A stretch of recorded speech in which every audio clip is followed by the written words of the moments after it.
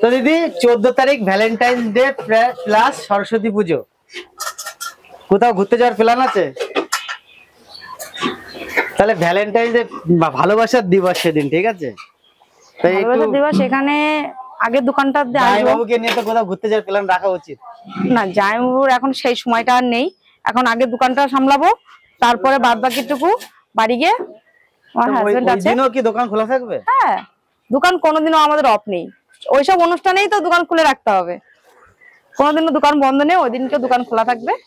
তো ওই ইচ্ছা আছে এখানে মজা করবো। 14 ফেব্রুয়ারি ভ্যালেন্টাইন্স ডে উপলক্ষে কি কি এখানে রাখা হবে, আর কাপলসদের কি বলবো বলো?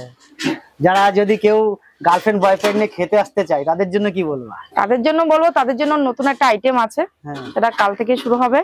সেটা হলো ভাত তো করি, সাদা ভাত, তাই সারপ্রাইজই থাক, বলতে যখন মানা করলো বলবো না, ঠিক আছে?